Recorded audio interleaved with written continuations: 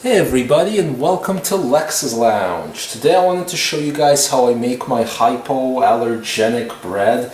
My son is allergic to a whole bunch of things: soy, dairy, eggs. So I'm really limited in the kind of bread I can make. So I'll show you guys my recipe. This recipe starts out with 1 1/3 cups of water, which is really straightforward. You add the water in. And then the next thing is, instead of adding butter or margarine, I add olive oil because my son's allergic to dairy. And you add 2 tablespoons, actually 2.5 tablespoons of the olive oil. And by the way, guys, I will have the written recipe down in the video description for you guys. And we're going to be doing a bread maker recipe, as you guys can tell from the bread maker, because how many people have time to make bread from scratch? The next thing we're going to add is 2 teaspoons of salt, which is always very useful. 2 teaspoons of salt go in, and then we're going to add 4 tablespoons of sugar. And as you guys can see, I'm using brown sugar. Wherever you're able, switch out white sugar for brown sugar in your life, because you can usually use brown sugar for any recipe that has white sugar, and it's a whole lot healthier for you. So 1/3 tablespoon of sugar and 1/4 tablespoon of sugar right there. Now that we've put in the salt and the sugar and the olive oil, we're going to go to the big, meaty, important part, and that is the flour. And we're going to get 4 1/4 cups of flour. And while I get the flour, I'll tell you guys about my bread maker here.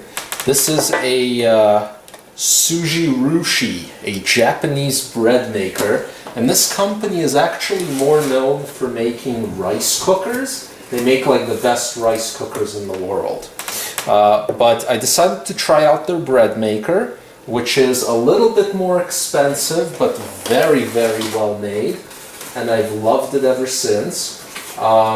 It's so good that one time I thought it was broken, so I sent it in to Sojirushi for repair, and they phoned me back and they're like, hey man, this thing isn't broken, and actually they almost never break, so it's probably your yeast. And sure enough, I tried out a different yeast and everything worked out good. Last 1/4 cup of the flour, and then we're going to add that yeast. Now what you want to do is you actually want to make a little dip in your flour, like a little, you know, little penetration, and that's where you want to put your yeast. The yeast, I'm using bread machine yeast, but actually you can use any kind of yeast that you want. It just changes how much you need to add. I add about 1.5 teaspoons, and that's really all I need. I find if I go 2 teaspoons like the recipe requests in the manual, the bread rises too far. And now we're going to put this in here, and I'll also link to a Sojirushi bread maker for you guys in the description as well. And this recipe makes white hypoallergenic bread.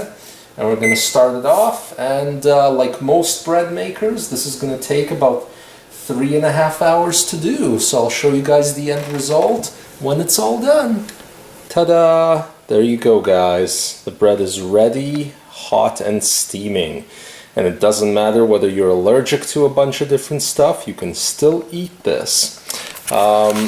Making bread, by the way, is also a pretty decent investment, but only if you actually commit to do it, because the loaf made on a bread maker costs a couple bucks as opposed to a store-bought loaf that maybe costs $4. So you got to make quite a few loaves to make it worthwhile. So there you go. Anyway, that's the show. Subscribe, hit that like button, and we'll see you next time on Lex's Lounge.